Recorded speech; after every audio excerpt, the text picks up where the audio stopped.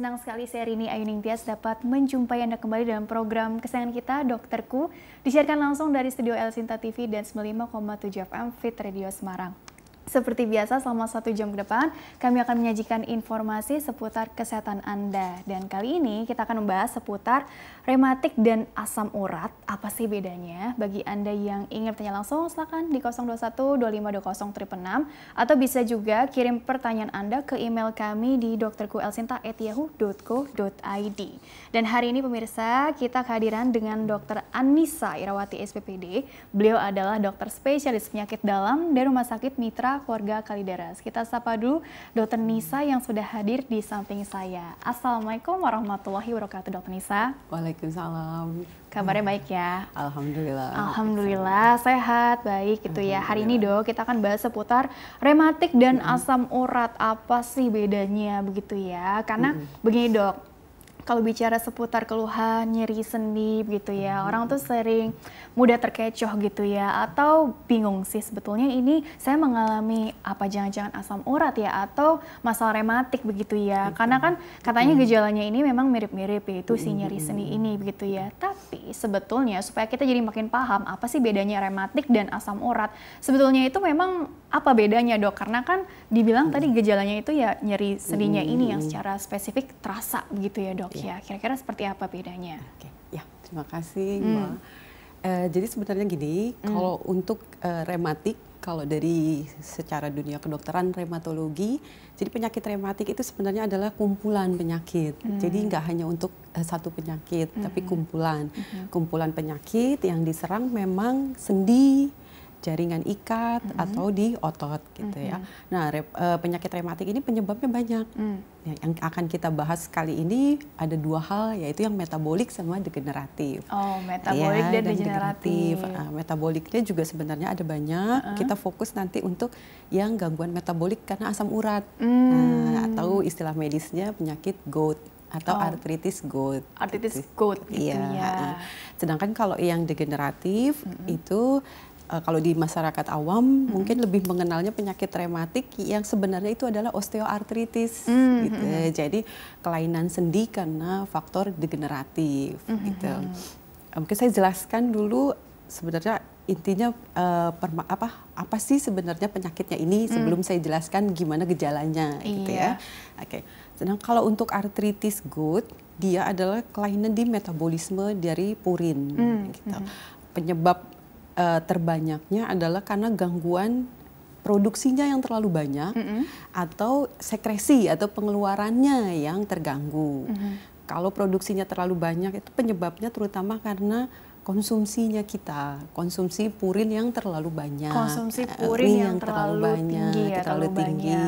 Itu salah satunya gitu. Sedangkan kalau gangguan dari sekresinya atau pengeluarannya biasanya pada pasien-pasien dengan penyakit gagal ginjal kronis seperti itu gitu ya. Sedangkan kalau osteoartritis atau rematik dalam bahasa awam ya, degeneratif, jadi kita itu sendinya punya punya bantalan, istilahnya shock breaker lah ya kalau mobil kali ya, kalau mobil. Jadi sebenarnya ada gitu. Dan itu terutama untuk di sendi-sendi yang nopang tubuh. Gitu. Misalnya di lutut, terus di panggul kita ini, jadi atau di kaki pergelangan gitu ya. Itu fungsinya untuk bantalan. Jadi di sendinya dan di situ ada yang namanya tulang rawan, ada tulang rawan, ada sendi. Nah, pada osteoartritis ini si tulang rawannya, si sendinya itu mengalami kerusakan. Jadi ada gangguan fungsi dan bentuknya juga jadi berubah. Ya. Itu yang bikin nyeri. Nah, karena dia rusak organnya, jadinya nyerinya akan terus-menerus dirasakan seperti itu. Penyebabnya kenapa? Karena faktor aging atau usia, jadi usia lanjut. Terus kedua, karena ada trauma terus-menerus. Ini pada beberapa atlet yang mungkin atlet yang menggunakan sendi overuse seperti itu. Gitu. Jadi nanti di sini akan muncul gejalanya, bedanya di mana gitu. Jadi kalau artritis, osteoartritis ini gejalanya akan terjadi terus-menerus gitu. Semakin sendinya digunakan, sakitnya makin sering. Atau kalau sendinya kelamaan didiamkan nih, nanti akan terasa itu nyeri, kan sering ya kerasa kok kakinya kalau duduk lama begitu bangun kaku seperti itu, atau ada bunyi kretek-kretek seperti itu. Terdengar gitu. Seperti itu. Nah, bedanya kalau si asam urat ada faktor dia ada serangan akut atau serangan tiba-tiba langsung nyeri, terus ada bengkak, kemerahan, ya terutama memang benar adanya orang masyarakat awam sudah banyak tahu ya, terutama di jempol kaki. Tapi bisa juga di pergelangan. Biasanya ada serangannya itu tiba-tiba atau mendadaknya mungkin malamnya habis makan kambing, habis makan duren, atau konsumsi alkohol. Jadi akut gitu ya serangannya sih di area jempol nih. Kalau ini asam urat ya, yang memang ini tinggi asam urat. Purin tadi ya dok ya. Jika kita habis makan itu tiba-tiba bangun pagi jempolnya bengkak, kemerahan, panas, nyeri. Nah ini bisa berlangsung, nanti berangsur-angsur akan ada perbaikan memang untuk nyerinya. Biasanya bisa sampai 5-7 hari. Tapi bisa berulang kalau tidak diobati dengan benar. Hilang timbul lah ya. Iya, dan pola makannya nggak dirubah. Tergantung gitu. dari lifestyle-nya juga tadi ya. Kalau memang konsumsi yang tinggi purinnya ini cukup banyak sering gitu ya, seperti itu. Jadi resiko kambuhannya lebih tinggi lagi, begitu ya dok, beda dengan si osteoartritis. Kalau osteoartritis nyerinya akan terus menerus. Gitu. Nah jadi sebenarnya kalau rematik ini adalah pengapuran sendi gitu ya. Jadi OA kita sering bahas juga sih, OA lutut nih umumnya, tapi sebenarnya pengapuran sendi itu bisa di beberapa lokasi ya, gitu ya. Nah yang untuk rematik ini berarti yang di kaki ya dok ya, pergelangan kaki, atau mungkin bisa di area tangan juga. Ya, untuk asam urat atau yang untuk rematik osteoartritis ini ya. Jadi tadi saya bilang karena dia di shock breaking, jadi paling utama adalah yang menopang tubuh kita. Jadi terutama di lutut, terus di pinggul sama aja dok ya. Terus juga di pergelangan kaki kita. Itu seperti kalau itu. Asam urat lebih ke spesifik jempol gitu ya, dan akut serangannya. Kalau gitu. Yang tadi yang rematik ini lebih ke karena degeneratif ya dok ya. Tadi mungkin faktor resikonya lebih ke usia, terus atlet yang overuse tadi. Karena ada trauma yang terus menerus. Atau gitu. Mungkin ada yang bilang gini, oh kalau rematik tuh lebih banyak ya perempuan nih gitu ya. Tapi kalau yang asam urat lebih banyak laki-lakinya gitu. Apa iya seperti itu dok? Iya benar sekali. Jadi kalau untuk asam urat memang perbandingannya antara laki-laki sama perempuan itu 7:1. Kecuali nanti pada saat wanita sudah menopause. Kalau menopause 1:1. Sama dong. Karena memang ada faktor hormon estrogen yang membantu untuk metabolisme terlindungi begitu ya. Metabolisme si purin itu. Jadi pengolahan purinnya akan lebih bagus gitu. Sedangkan kalau osteoartritis sebenarnya ini karena faktor aging. Jadi wanita itu harapan hidupnya lebih panjang. Jadi wanita ini berdasarkan penelitian atau literatur ya dok ya. Jadi wanita memang akhirnya lebih kena untuk osteoartritis karena masa hidupnya jadi lebih panjang. Jadi lansia itu lebih banyak perempuan. Gitu, seperti itu. Sedangkan kalau yang untuk karena faktor trauma, injury itu memang ya tergantung, kalau atlet kan lebih banyak mungkin laki-laki seperti itu. Jadi kan itu ya tadi ya, maksudnya bedanya antara yang asam urat dan rematik. Tapi orang juga sering bertanya, dok ini rematik ini sama nggak sih dengan yang istilahnya kan ada RA ya, rheumatoid arthritis yang juga katanya banyak dialami oleh kaum perempuan. Nah ini lebih karena yang imun tadi, autoimun. Ini sebenarnya dua hal yang berbeda ya dok ya, atau ada kaitannya juga, artinya bisa beresiko juga atau bagaimana dok? Oke. Kalau yang rheumatoid arthritis memang dia penyakit masuk dari kumpulan penyakit rematik, tapi bukan degeneratif. Iya, jadi dari autoimun. Dan ciri khasnya kalau yang satu itu adalah pada sendi-sendi yang menyanggah tubuh atau shock breaking, sedangkan kalau rheumatoid arthritis itu ciri khasnya malah sendi-sendi kecil. Sendi-sendi kecil. Kalau yang tadi yang besar-besar. Ini kalau ini lebih ke arah sendi-sendi kecil. Walaupun di perjalanannya progresivitas istilahnya ya, lama-lama semua sendi pun bisa kena. Tapi awalnya yang kecil-kecil. Sendi kecil dan dia sifatnya simetris. Simetris itu arterinya sama kanan kiri. Jadi terkena dua-duanya. Sedangkan kalau osteoartritis bisa hanya satu sendi saja. Begitu ya, Dok? Iya, Ya? misalnya lutut aja. kanannya saja dulu yang bermasalah. Mungkin dari gaya berjalannya dia lebih cenderung aktif. misalnya lebih kanan atau lebih kiri kan kita kadang tumpuannya beda-beda. Karena tumpuannya jadi kayak mungkin yang kanannya lebih sering apa ya istilahnya gitu. kayak hentakan apa sih istilahnya? Gitu. Kita kan kadang sering nyerinya mungkin beda seperti itu. Oke. Jadi begitu ya. Oke, cukup paham nih aku nih. Oke, dokter, kita jeda dulu sebentar, nanti lanjutkan kembali untuk bagaimana mengenali mungkin gejalanya, misalnya kapan waktu terjadinya lebih detail lagi, apa mungkin saat bangun tidur atau mungkin apa gitu ya, Dok, lebih spesifik lagi seperti apa nanti ya, Dok, ya di segmen selanjutnya ya. Baiklah pemirsa, jangan kemana-mana, tetaplah bersama kami akan kembali sesaat lagi.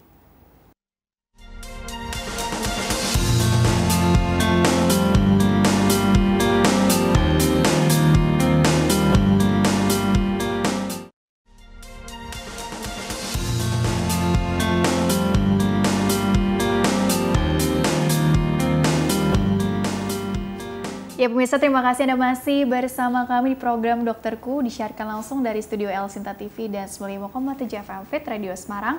Masih membahas mengenai rematik dan asam urat, apa sih bedanya? Bagi Anda yang ingin bertanya, silakan di 021-2520-666 atau kirim pertanyaan Anda ke email kami di dokterkuelsinta@yahoo.co.id. Masih dengan Dr. Anissa Irawati SPPD, dokter spesialis penyakit dalam dari Rumah Sakit Mitra Keluarga Kalideres. Dr. Nisa, dilanjutkan kembali ya. Jadi untuk mau mempelajari lagi sih, sebetulnya nih gejalanya ini lebih ke arah asam urat atau rematik ya. Kalau asam urat tadi orang awam taunya yaudah area jempol deh gitu ya nyeri-nyerinya. Tapi kalau yang rematik mungkin yang tadi karena daerah shockbreakernya itu ya, Dok ya. Jadi kan bisa di panggul, lutut, atau apa tuh tadi telapak kaki kita. Tapi sebetulnya begini, dari waktu kejadiannya seberapa mengganggu aktivitas atau produktivitas kita sehingga ini benar-benar harus ditata laksana dengan baik supaya tidak terjadi kekambuhan ataupun yang memang ini degeneratif proses, paling enggak tuh bisa di maintenance dengan baik begitu, dokter. Kira-kira bagaimana supaya kualitas hidup kita juga jauh lebih meningkat tentunya. Ya, untuk osteoartritis ini sebenarnya jadi nyerinya khas. Nyerinya itu terutama kalau setelah kita gunakan atau kerjakan. Jadi kebanyakan pada orang tua. Jadi orang tua sering mereka mengeluhkan bahwa lututnya makin sakit begitu jalan, terutama kalau untuk yang naik tangga seperti itu atau jalannya agak menanjak seperti itu. Nah, dia itu akan mengeluhkan nyeri atau sakit. Terus juga kalau tidak digunakan pun malah kaku, terasa kekakuan sendinya. Jadi pas bangun tuh jadi lebih lama. Tidak digunakan malah lebih kaku juga. Lebih kaku juga. Terlalu digunakan pun juga bermasalah gitu. Memang rematik ini sangat mengganggu kualitas hidup terutama untuk lansia karena penyebabnya kan lansia seperti itu. Itu ciri khasnya. Atau bangun tidur pun dia bisa karena lama tidak digunakan, bangun tidur akhirnya jadi rasa nyeri seperti itu. Coba ditahan dulu, Dok. Maaf, Dok, ada suatu telepon masuk nih. Jangan dicuekin katanya. Halo, dengan siapa? Di mana? Ya, terputus kan. Oke, mungkin nanti bisa terhubung lagi dengan baik ya. Oke, dilanjutkan kembali. Jadi tadi kalau dari segi aktivitas, terlalu aktif ada resikonya juga. Terlalu pasif juga beresiko juga. Terus tadi bangun tidur terasa nyeri gitu ya, Dok ya. Kemudian mungkin apalagi sih yang bisa dijabarkan dari keluhan-keluhan yang umumnya dijumpai oleh tadi ya usia-usia yang cukup tua gitu ya, Dok ya. Kalau untuk bangun tidur terasa nyeri, saya luruskan lagi karena untuk artritis reumatoid itu mereka lebih condong dominan bangun tidur nyeri di tangan-tangannya. Tapi begitu digerakkan itu akan perbaikan. Tapi, berapa menit setelah digerak? Bisa langsung karena nyerinya itu bisa berlangsung lama 30 menit. Tapi kalau yang osteoartritis ya biasanya nyerinya itu nggak terlalu lama, nggak sampai 30 menit dan kalau digerakkan memang akan perbaikan, tapi kalau terlalu digunakan tambah nyeri lagi. Jadi untuk osteoartritis ini memang kita bertahap untuk ininya. Kalau untuk nyerinya pun tergantung dari ada istilahnya stadium-stadiumnya. Sebenarnya ada grade-grade-nya. Ada grade-nya, ada ringan, derajatnya. sedang, beratnya. Ya, jadi ada grade 1 sampai 4 gitu. Dari yang kita bisa gunain kalau untuk terapi tadi ya, terapi ada obat maupun ada terapi non obat istilahnya. Baik, coba disapa dulu ya. Halo. Halo. Waduh, ini suara di sininya ada nggak ya? Halo. Halo, iya. Dengan siapa, Bapak, di mana? Dengan Reza di Depok. Oke, silakan. Ingin bertanya apa kepada dokter? Iya, Dok. Ini kan usia saya relatif masih muda nih, masih 28. Tapi beberapa waktu lalu saya ketika medical check up itu, dokternya bilang kalau saya ini ada gejala asam urat. Itu dilihat dari urut acid atau apa gitu. Apakah itu sebenarnya pengaruh dari pola hidup saya atau bagaimana ya, Dok? Bagaimana Bapak? Jadi tadi keluhannya? Jadi keluhannya itu di sekitar, mohon maaf, tiap itu kadang ada sakit, nyeri-nyeri gitu. Ketika saya medical check up, itu dokternya bilang kalau saya ada gejala asam urat. Begitu. Kalau dokter sendiri ada yang ditanyakan kepada Mas Reza nih, usianya masih 28 tahun, mungkin aktivitas keseharian, profesi segala macam, silakan. Di diagnosa asam urat. Ada gejala asam urat ya? Ada gejala asam urat. Ini memang ada gejala keluhan seperti bengkak, ada bengkaknya tidak Bapak, Mas? Bengkak kemerahan, sebelumnya ada serangan seperti serangan asam urat gitu, ada keluhan nyeri, bengkak, kemerahan. Kalau kita lihat di ketiak itu kadang ada benjol kecil gitu, entah kiri. Jadi di area ketiaknya itu seperti sering muncul benjolan ya. Berarti hilang timbul ya, Mas ya? Iya, kadang ada, kadang kempes gitu. Iya. Ya, dan itu nyerinya itu dadakan dan habis tidur atau kadang kerja gitu. Jadi akut gitu ya, nyeri akut ya. Kadang tadi habis bangun tidur atau habis terlalu kelelahan bekerja, beraktivitas gitu ya. Terus diperiksa tadi check up gejala asam urat katanya. Tapi nyerinya itu kadang hanya 2 menit, 3 menit begitu. Makanya saya sudah kali tidak untuk cek itu. Nyerinya 2-3 menit. Sebentar, tapi kalau terlalu sering kan juga mengganggu sekali ya dok ya. Oke. Apakah ini memang mengarah, tadi kan karena memang sudah diperiksa katanya ada gejala asam uratnya, atau mungkin udah dilakukan pemeriksaan detail ya dok ya. Tapi mungkin langkah-langkah kedepannya supaya tidak terulang lagi, tidak ada datang lagi si nyerinya ini. Bagaimana itu mungkin untuk lifestyle yang dianjurkannya juga barangkali. Sebenarnya memang saya butuh data untuk berapa sih asam uratnya gitu ya. Kalau Bapak ini untuk asam urat masih mungkin untuk kalau dari lihat tadi gejalanya timbulnya tiba-tiba, terus nyerinya juga hilang timbul, masih mungkin. Apalagi kalau ditambah ternyata memang kadar asam uratnya juga tinggi seperti itu. Tadi seperti yang awal saya bicarakan, penyebab asam urat bisa jadi karena produksi atau jumlah asam uratnya itu terlalu banyak atau ada gangguan sekresi atau pengeluaran dari asam urat. Nah, kalau dari Bapak usia 28 tahun dan sepertinya tidak ada penyakit lain ya Pak ya, maksudnya tidak ada gangguan ginjal sebelumnya, tidak sedang konsumsi obat-obatan ya seperti obat diuretik ya untuk pasien-pasien gangguan jantung sepertinya kan biasa itu juga bisa menyebabkan ada gangguan asam urat. Tapi kalau misalnya tidak ada penyakit lain, tidak ada diabetes juga, tidak ada gangguan ginjal, tidak ada riwayat konsumsi obat, nah kemungkinan besar kalau usia 28 masih mungkin karena produksinya gitu ya. Nah produksinya ini kalau usia muda kita lihat dulu juga sih dia obesitas atau enggak gitu. Terus pola makannya seperti apa. Tapi kalau dia tidak obesitas, pola makannya juga ternyata baik, bisa jadi memang dia ada gangguan di enzimnya. Ini lebih mendalam lagi. Ini lebih mendalam lagi gitu. Tapi kalau memang ini pasiennya obesitas atau pola makannya memang banyak mengandung purin, kita coba perbaiki di situ. Kayak perbaiki di lifestyle-nya memang ya. Selain obat-obatan, pertama kali kita akan bilang ke pasien untuk turunkan berat badan kalau dia obesitas ya. Jadi ada kita ukur BMI-nya, berat badan per tinggi badan ya, indeks massa tubuhnya ya. Kalau di atas 25 sudah mulai ya. Jadi dari pola makannya itu satu.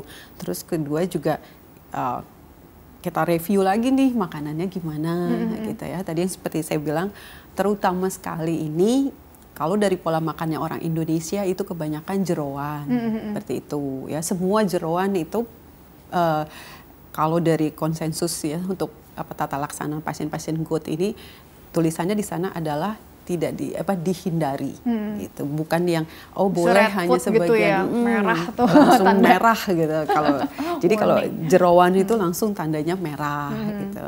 Terus kemudian alkohol itu juga tandanya langsung merah seperti itu ya. Terus yang restriksi atau yang boleh tapi jangan banyak-banyak itu sudah mulai daging merah. Ini semua daging, dari mulai sapi, kambing, daging merah domba, domba yang aman itu malah ayam. Terus juga seafood, ya seafood kecuali ikan ya, kecuali ikan itu semua seafood ya, kerang ya, udang, cumi gitu, termasuk sarden. Wah. Itu dibatasi atau restriksi seperti itu, gitu ya.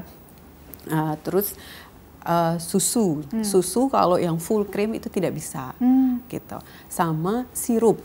Nah, sirup atau soda itu termasuk yang merah. Tidak boleh sama sekali. Kalau sirup atau soda ya. Jangan terfokus ke makanan aja ya, tapi yang tadi gitu. Karena banyak jangan-jangan dari situ juga gitu. Sedangkan kalau yang restriksi itu jus buah. Karena kita tetap perlu karena jus buah itu tetap perlu ya. Jadi yang alami aja, jangan yang jus buah buatan. Kalau yang buatan itu merah. Itu nggak boleh. Tapi kalau yang jus buah alami itu boleh, hanya dibatasi misalnya seminggu berapa kali gitu. Karena kita tetap butuh ya. Tapi ya gula tambahan atau dicampur-campurnya itu juga nggak boleh itu, malah itu jadi memang sih ada sih brown sugar atau gula itu juga dibatasi ya. Jadi karena sekarang kan booming banget segala macam. Iya, belum lagi itu tepung-tepung atau apa ya kan, tepung-tepungan. Terus kedua yang penting juga ini pada pasien GOUT benar-benar ditekankan tidak boleh dehidrasi. Jadi harus cukup minum 2 liter. Apalagi kalau lagi serangan GOUT, benar-benar lagi bengkak, itu minumnya harus cukup. Tapi ini tadi keluhannya tuh kok di ketiak ya dok ya, terus seperti ya bengkak gitu ya dok, kayak nyeri juga gitu. Jadi memang ini bisa, tadi kan kita fokusnya jempol nih gitu ya, tapi kalau ini kok gejala asam uratnya di area atas gitu ya dok ya, itu bisa aja kemungkinan terjadi. Atau mungkin ada perlu disingkirkan lagi kemungkinan yang lain barangkali? Iya, karena ini letaknya tidak umum ya istilahnya, walaupun bisa. Sebenarnya kalau yang GOUT kronis ya, atau asam urat yang kronis, dia bisa di banyak sendi. Nah, ciri khasnya itu seperti ada benjolan, ya benjolannya itu seperti putih dalamnya, itu ya apa ya bentuknya. Jadi bentuknya gerumbul-gerumbul. Jadi bukan benjolan yang halus gitu, tapi benjolan yang nggak rata. Gitu. Dan itu ada seperti gambaran tumpukan putih-putih di sana. Nah, putih-putihnya itu tumpukan dari kristal asam urat. Kristal asam urat. Iya, jadi asam uratnya kalau udah banyak banget di darah, nanti dia akan ke sendi. Nah, dia membentuk kristal asam urat, dan itu bisa kita periksa di laboratorium. Jadi diambil cairannya sendinya, terus diperiksa laboratorium, dan bentuknya memang benar-benar kristal. Dan itu tajam-tajam, bikin peradangan di sendi, itu yang bikin nyeri. Nah, benjolan itu kita bilangnya topus. Nah, kalau benjolannya tadi mirip seperti itu mungkin, atau bisa jadi memang asam urat plus radang sendi atau artritis septik. Memang sih harus diambil cairan sendinya itu diperiksa. Kalau nanti ditemukan jumlah kuman yang tinggi, berarti memang ada infeksi karena juga meradang, di sana. karena infeksi ini gitu ya. Tapi memang kan kita nggak lihat juga ya gambarnya. Benjolan ini seperti apa. Tapi kurang lebih ini segala kemungkinan bisa aja gitu ya. Berbarengan pun bisa. Terjadi bersamaan gitu ya. Oke, disapa dulu lagi ya. Halo, dengan siapa di mana? Ya, halo. Halo. Iya, dengan siapa Ibu di mana? Di Kampung Rambutan. Dari Ibu siapa, Bu? Ini mungkin dari sini ya? Suaranya kok seperti bergema gitu. Dari Ibu Markona. Oh iya, silakan Ibu langsung saja pertanyaannya. Usianya juga berapa, Bu Markona? 63. Silakan. Dari Kampung Rambutan. 63, ya. Ini asam uratnya pernah 9, Dok. Terus obatannya bagaimana, Dok? Dokter ada yang tanyakan dulu? Kepada Ibu Markona, usia 63, asam uratnya 9 tadi ya. Ibu apa ada penyakit lain selain asam urat? Ada hipertensi? Enggak ada ya. Hipertensi? Juga enggak. Enggak ada. Kolesterolnya sempat tinggi juga, Bu? Ya, biasanya saingan itu. Oh, saingan. Kalau makannya gimana? Seneng yang daging, jeroan? Enggak, ya makannya yang biasa sayur. Gitu. Cuma sama dokter kan tahu tempe nggak boleh, Dok. Gitu. Terus Ibu untuk berat badan gimana nih? Termasuk yang sekarang 55. 55. Tinggi badannya kira-kira? 150 cm pendek, Dok. 150 berat tadi 55. Oke. Pola makan tadi saya lihat. Oh iya, untuk sayur sendiri ada nggak sayur yang mungkin kalau ada terlalu restriksi. banyak juga, yaitu purinnya juga cukup mengganggu juga tinggi juga. Memang ada beberapa yang dibatasi, bayam, terus jamur, sama melinjo. Oh, bayam, melinjo, jamur, jadi perlu dibatasi kalau memang ada resiko asam urat ya, Dok. Tapi tidak sampai yang label merah istilahnya. Gitu. Ya Ibu, memang untuk pasien, kalau Ibu tadi kan nggak ada hipertensi, nggak ada diabetes gitu. Terus tapi dia ada kolesterol, ya. Saingan tadi. Gitu. Walaupun tadi saya nggak tahu jumlah kolesterolnya berapa. Jadi sebenarnya selain gula, jadi selain asupan purin yang tadi itu, tapi gula dan lemak itu semua juga bisa dirubah jadi purin. Gula dan lemak. Jadi memang harus dibatasi. Jadi kalau ada diabetes diobatin diabetesnya, kalau ada kolesterol diobati juga kolesterolnya istilahnya. Terus dibatasi juga untuk asupan lemaknya biar nggak dirubah jadi purin gitu. Tadi memang 9 asam uratnya gitu. Kalau asam urat 9, kolesterolnya lemaknya juga tinggi. Kenapa? Selain jadi untuk pasien-pasien asam, kita bilangnya ini kalau dia nggak ada gangguan sendi ya, kita bilangnya hiperurisemia asimptomatik. Kalau tidak ada gangguan. Jadi asam uratnya tinggi tapi tidak ada gejala. Jadi ada tipe-tipe atau klasifikasi lagi ya, Dok? Gitu. Ya? Kalau sampai ada gejala di sendi namanya GOUT. Tapi kalau asam uratnya saja tinggi tapi nggak ada gejala, hiperurisemia asimptomatik. Gitu. Dan ini harus diterapi juga. Kenapa diterapi? Karena asam urat yang tinggi, kolesterol yang tinggi itu resiko untuk terjadi penyakit jantung koroner. PJK, seperti itu. ya Allah. Jadi ini harus benar-benar dikendalikan supaya terhindar dari resiko PJK tadi ya, Dok ya. Nah, pertama lifestyle-nya. Lifestyle-nya itu bagaimana? Lifestyle-nya ya tadi makanannya, kolesterolnya pertama dikurangin. Terus kita nilai dulu nih, karena sudah 9, memang kita targetnya itu jadi lebih dari 8, jadi asimptomatik itu diterapi kalau 1 lebih dari 8. Terus kedua ada komorbid lain gitu, atau ada riwayat keluarga juga yang sakit GOUT. Nah Ibu sudah masuk ini untuk indikasi di terapi. Terapinya tadi non farmakologi, makanan-makanannya dibatasi yang tadi saya sebutkan ya. Yang boleh susu tanpa lemak, susu skim, susu diet itu boleh, ya buah-buahan tadi boleh, tapi memang ada beberapa yang dibatasi juga seperti itu. Ikan, ayam itu masih boleh seperti itu ya. Kalau lebih seperti itu ya untuk lebih detailnya ya. Baiklah dokter, kita masuk ke pertanyaan dari email dulu ya barangkali ya. Baru nanti mungkin dari pertanyaan email ini juga bisa dikaitkan ke materi ya, biar semuanya kesapu bersih begitu ya. Oke. Baiklah pemirsa, bagi Anda yang ingin bertanya silahkan kirim saja pertanyaan, bisa juga melalui email ke drkuelsinta@yahoo.co.id. Format lengkapnya di bawah ini, nama, usia Anda atau usia pasien yang ditanyakan, serta tempat tinggalnya ya. Baik, ini pertanyaan pertama melalui email ini dari Rizky Amalia, usianya 25 tahun dari Durensawit. Dok, saya mau nanya, kenapa ya dok, dengkul saya kalau tiap malam itu suka ngilu, dan telapak kaki saya juga suka nyeri kalau malam. Apakah itu tandanya rematik dok? Gitu ya. Tadi pertanyaan seputar asam urat dari penelpon, sekarang bertanya seputar rematik dari pertanyaan email ya. Bagaimana pengobatannya dok? Terus yang kedua, saya mau nanya, ibu saya usia 50 tahun, tumitnya kalau pagi juga suka nyeri. Terus apa penyebabnya dan bagaimana pengobatannya? Terima kasih. Mungkin yang pertama dulu untuk Rizky, ini perempuan usia 25 tahun dok, sering nyeri gitu ya, telapak kakinya ya. Oh dengkul kalau malam sering ngilu dan telapak kakinya nyeri juga kalau malam gitu ya. Itu apakah rematik dan apakah mungkin di usia yang masih sangat muda 25 tahun? Oke. Bagaimana dok tanggapannya? Oke. Ya, ini untuk usia 25, cuma kita butuh data berat badan sih sebenarnya iya ya. Sih. Ini nggak detail ya. Oke, jadi tadi balik lagi penyakit sendi itu banyak sekali. Jadi tidak hanya si degeneratif atau rematik yang karena kerusakan di tulang rawan, tapi di sendi kita itu ada jaringan ikatnya istilahnya, terus ada cairan sendinya, kompleksnya, terus ada ototnya atau bursa seperti itu. Kalau Mbak Rizky ya, Mbak Rizky ini, Amalia. Kalau misalnya memang berat badannya agak besar atau obesitas, bisa jadi dari situ tekanan, jadi bisa menyebabkan gangguan di persendiannya atau istilahnya spasme di otot-otot paha kalau misalnya gitu. Karena kalau anak muda kan kadang apa mungkin pakai high heel seperti itu. Ya nggak tahu juga ya, ini tidak diceritakan ya. Karena ya bisa jadi di situ istilahnya karena weight bearing atau traumatik. Resiko berat badan tadi ya mungkin lah ya di resiko kalau memang ada berat badan. Tapi kalau misalnya berat badannya tidak, terus juga pakai high heel juga enggak. Nah kita lihat lagi nih nyerinya ini kapan?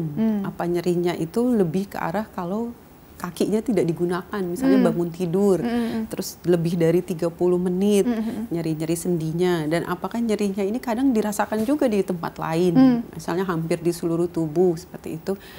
Usia muda kita masih jangan-jangan ini ada autoimun gitu, ada kelainan kulit juga nggak nih gitu, misalnya kulitnya merah-merah, ada sariawan juga nggak nih gitu. Karena nyeri-nyeri sendi pada usia muda, apalagi kalau nyerinya hampir di seluruh tubuh, ada kelainan kulit, ada sariawan, bisa jadi ke arah lupus. Ini luas banget ya. Iya, luas sekali ya. Ini memang perlu untuk pemeriksaannya ketemu lengkap dokternya. Ya. Jadi dan kita juga harus lihat dulu nih nyerinya yang mana nih, gitu segala macam. Oke, jadi ada baiknya memang langsung ke penyakit dalam aja deh ya untuk konsul lebih detailnya lagi seperti apa ya. Karena kalau datanya sedikit ya nggak bisa juga ya dok ya. Penyebabnya memang banyak dan luas. Oh iya. Dan juga kalau diperlukan pemeriksaan penunjang lainnya juga ya, begitu kan? Oke, pertanyaan selanjutnya dulu. Ibunya sekarang, ya, ibunya usia 50 tahun, tumitnya kalau pagi nyeri. Nah ini berarti usia 50, tumitnya kalau pagi nyeri, apakah rematik atau asam urat atau bisa juga nggak keduanya, karena mengingat tadi juga secara anatomis kompleks gitu ya, dan kita harus menyingkirkan segala kemungkinan penyebab dengan tentunya pemeriksaan langsung ya dok ya. Tapi ini sebagai saran juga nih, langkah-langkah apa yang perlu diambil kalau ada keluhan seperti ini dokter? Oke, ya. Kalau lihat dari usia, terus lokasi, kemungkinan ke arah osteoartritis itu memang paling besar, istilahnya paling dominan ya. Karena gejalanya juga nggak seperti tadi asam urat yang nyeri mendadak seperti itu. Memang kita nanti untuk pemeriksaannya pada pasien kita lihat nih faktor resikonya apa saja seperti itu. Terus kedua kita tentuin grade-nya yang mana. Jadi memang ada dilakukan foto ronsen di daerah lututnya. Nanti ketahuan ini grade yang mana, grade 1 sampai 4. Kalau grade yang ringan 1 atau keluhan nyerinya juga kita nyeri itu ada fase 1 sampai 10, angkanya yang mana skala nih? Nyerinya gitu ya. Skala nyerinya. Kalau skala nyerinya masih ringan, mungkin dioleskan saja dengan obat-obat anti nyeri bisa ya, dikompres hangat bisa seperti itu. Atau olahraga jadi dikuatkan otot pahanya, jadi tidak terlalu bertumpu di lutut. Itu derap medik tuh atau bisa sendiri ya di rumah? Bisa sendiri, bersepeda itu termasuk nguatin otot paha, jadi bisa ya. Atau mau tai chi atau mau yoga itu bisa, kan menguatkan otot itu ya. Lebih serius lagi nih olahraganya tadi. Gitu, seperti itu. Tapi kalau grade-nya sudah tinggi 2, 3 itu sudah harus terapi obat. Tapi kalau grade-nya di atas 3 atau sampai 4 itu ada operasi. Jadi tergantung dari grade-nya tadi gitu, keluhan apa yang dirasakan, sudah berapa lama, segala macam faktor resiko yang lain-lainnya juga dinilai dulu oleh dokter ya. Artinya nggak sembarangan juga ya dok ya. Tadi ada yang memang dicoba dulu dengan lifestyle, modifikasi lifestyle, baru nanti bisa masuk ke yang medikamentosanya gitu ya. Oke, farmakologinya tadi. Oke, dokter. Sampai operasi. Sampai operasi, bahkan itu kalau yang kasusnya berat sekali ya, Dok ya. Iya. Oke, dokter, kita jeda dulu sebentar, nanti lanjutkan di segmen terakhir ya, Dok ya, sekaligus closing statement dari dokter ya. Baiklah pemirsa, jangan kemana-mana, tetaplah bersama kami akan kembali sesaat lagi.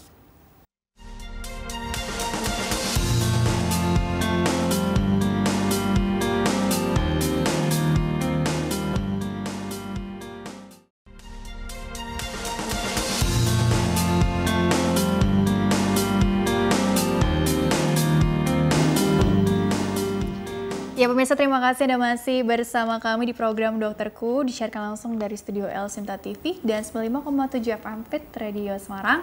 Masih membahas mengenai rematik dan asam urat, apa sih bedanya? Bersama dengan Dr. Anissa Irawati SPPD, dokter spesialis penyakit dalam di Rumah Sakit Mitra Keluarga Kalideres. Dr. Nissa dilanjutkan kembali di segmen terakhir.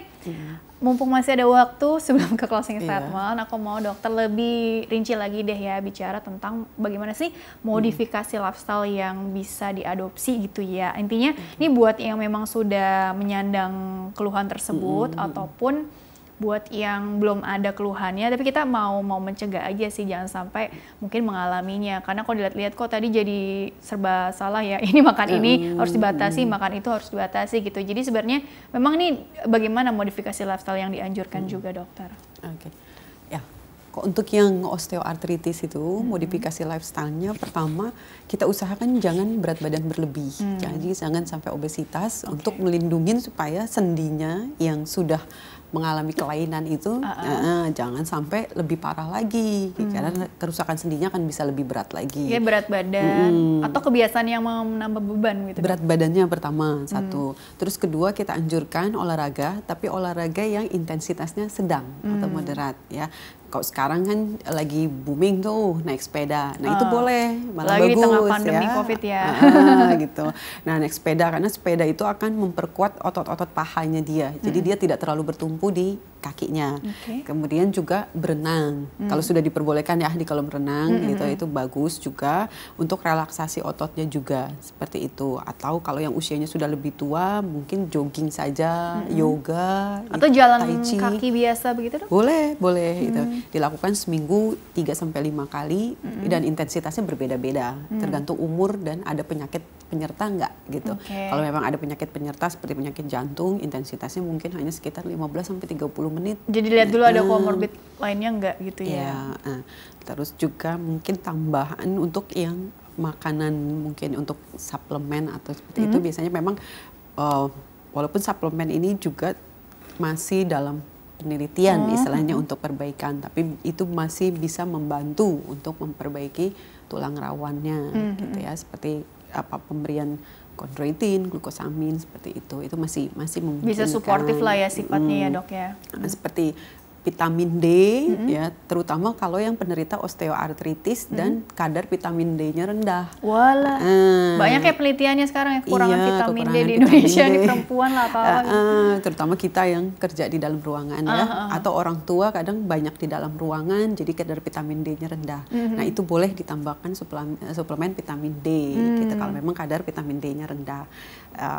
Kalau yang alami dari sinar matahari. Yang jam berapa tuh untuk vitamin D ya? Jadi kalau memang mau jemurnya di atas jam 9 itu hanya 10-15 menit gitu ya. Tapi kalau di bawah jam 9 mungkin bisa sampai sekitar 30 menit. Yang penting rutin. Yang penting rutin. Itu untuk yang osteoartritis. Sedangkan kalau yang untuk asam urat tadi memang dia benar-benar dipengaruhi makanan gitu. Jadi terutama untuk yang restricted yang merah itu dijalanin gitu. Jadi benar-benar jeroan ya. Daging merah, seafood, kecuali ikan tadi. Kecuali ikan tadi. Karena kalau karakteristik masyarakat kita kan memang banyak senang jeroan gitu. Dan manis-manis ya, soda gitu yang mengandung fruktosa atau gula. Tinggi gula lah gitu ya. Itu dikurangin. Cobalah untuk air putih deh, itu lebih sehat ya. Nggak ada rasanya murah, katanya. Tapi murah meriah, tapi sehat jangka panjang gitu. Karena ya. asam urat itu juga dipengaruhi oleh dehidrasi. Kalau dehidrasi jadinya nggak dikeluarkan lewat urin kan, karena dia dibuang lewat kencing ya, istilahnya lewat urin. Jadi kalau dehidrasi ya ini, nah itu jadi sudah murah tapi sehat itu air putih. Begitu ya. Terus juga jangan lupa rajin check up juga ya, mungkin ya buat yang memang ada faktor resiko, ada riwayat sebelumnya, ada keluhan-keluhan gitu ya. Istilahnya memang ya kesadarannya ini yang perlu ditingkatkan dan dilakukan juga ya, kalau udah tahu dilakukan lah gitu ya, dijalankan tadi perubahan gaya hidupnya ya dok ya. Baik dokter, karena waktunya terbatas nih, jadi closing statement-nya singkat saja mengenai tema hari ini, silakan dokter. Oke, ya jadi memang untuk masyarakat luas kita ini menghadapi penyakit asam urat ini masih banyak sekali, terutama karena memang lifestyle seperti itu. Jadi cobalah untuk memilih makanan yang sehat untuk kita. Jadi ini nggak hanya sehat untuk sendinya, jadi kenapa asam urat juga itu sampai diterapi, karena memiliki resiko untuk terjadinya penyakit kardiovaskuler atau penyakit jantung koroner kalau kelebihan asam urat seperti itu. Terus kedua, sedangkan kalau untuk osteoartritis yang degeneratif, terutama untuk lansia, itu pun kita terapi ya, baik terapi obat atau terapi tadi lifestyle atau rehabilitasi, karena tujuan kita supaya lansia ini bisa hidup dengan masa hidup dan dia bisa hidup dengan nyaman dan tetap bisa mandiri gitu. Harapannya seperti itu ya. Syukur-syukur masih bermanfaat untuk orang banyak. Iya, seperti itu. Menikmati hidup lah ya di masa-masa apa ya tuanya. Masa tuanya tanpa rasa nyeri. Tanpa rasa nyeri gitu ya. Oke, baiklah dokter, terima kasih telah berbagi di sini. Insyaallah membawa banyak manfaat untuk orang banyak. Sukses dan berkah selalu untuk saya. Ya, terima kasih. Bisa, terima kasih juga Anda telah mengikuti program ini. Saya Rini Ayunintias beserta seluruh kru yang bertugas mohon undur diri dari hadapan Anda. Sekian, sampai jumpa.